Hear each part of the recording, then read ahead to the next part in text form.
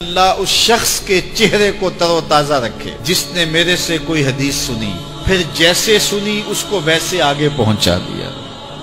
اور آقا کریم نے فرمایا بعض اوقات سنانے والا اس پر اتنا پہنچ کے عمل نہیں کرتا جتنا پھر سننے والا اس کے اوپر عامل ہو جاتا ہے۔ تو جب حضور نے دعا دی ہے کہ اللہ اس شخص کے چہرے کو تر و تازہ رکھے جس نے میری حدیث کو، میرے فرمان کو سنا اور ایسے ہی آگے پہنچا دیا،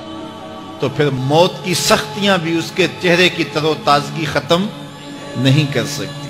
پھر قبر کے لمحے بھی اس کے چہرے کی تر و تازگی کو ختم نہیں کر سکتے۔ حشر کے دن لوگوں کے چہرے مرجھائے ہوں گے، جس کو رسول اللہ کی دعا ہے اس کا چہرہ اس دن بھی تر و تازہ ہو۔ تو حضور علیہ الصلوۃ والسلام کے فرامین کو سننا، دیکھیے جو تفصیلی علوم ہیں ان کو حاصل کرنا، سیکھنا یہ ہر ایک کے لیے فرض نہیں ہے، لیکن جو ضروریات دین ہیں ان کو سیکھنا یہ فرض عین ہے، یہ ہر ایک کے اوپر فرض ہے۔ اگر کوئی نہیں سیکھتا تو وہ گناہگار ہے، اور اس میں نماز کے مسائل ہیں، روزے کے مسائل ہیں، حج کے مسائل ہیں، زکوٰۃ کے مسائل ہیں، اگر کاروبار کرتا ہے تو بیع و شراء کے مسائل ہیں، اور کفر اسلام کی ضروری باتیں ہیں کہ کفر کیا ہے، اسلام کیا ہے۔ تو یہ ساری ضروری چیزیں جو ہیں ایمانیات سے جو تعلق رکھتی ہیں،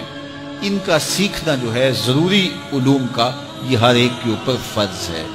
تو اس لیے آپ لوگ اپنا وقت کچھ نکال کر کے جو ہے وہ اس کے لیے صرف کریں، اور ضروریات دین سیکھنے کے لیے کچھ فرصت کے لمحے نکالیں۔ لوگ کتنے طویل ڈپلومے کرتے ہیں، کاروبار سیکھتے ہیں، کن علوم میں مہارت ہے جو ہمارے لیے بالکل غیر ضروری ہے۔ کسی نوجوان کے پاس بیٹھ جاؤ نا تو وہ تمہیں بتائے گا کہ کس کرکٹر نے کس میچ میں کتنے سکور کیے تھے، لوگوں کی یہاں تک معلومات ہیں، اور وہ 15 سال پرانا میچ ہے، اس کے اندر کس نے کتنے آؤٹ کیے تھے، کتنے وکٹیں لی تھیں، کتنے جو ہے وہ اس نے سکور کیے تھے، اور اس کی پوری زندگی کے سکور کتنے ہیں، کیسی کیلکولیشن ہے، اور کس قدر لوگوں کا پکا حساب ہے۔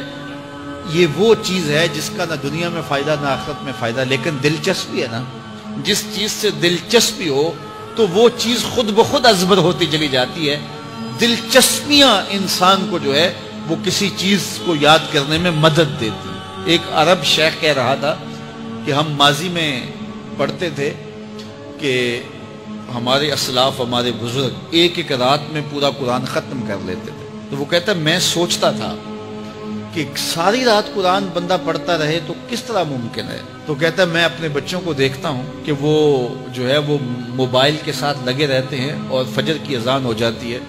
تو وہ تب چونکتے اچھا رات گزر گئی۔ تو میں کہتا ہوں نوجوان کی دلچسپیاں کچھ اور ہیں، اور وہ بھی اس شغف کی وجہ سے ایسا کھبا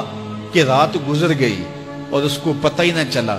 تو جن کو قرآن کا نشہ ہو گیا تھا ان کی ساری راتیں قرآن میں گزر جاتی تھی، اور ان کو پتہ ہی نہیں ہوتا تھا کہ رات بھی گزر گئی ہے، اور اذان ہوتی تو پھر پتہ چلتا کہ اچھا رات گزر گئی ہے۔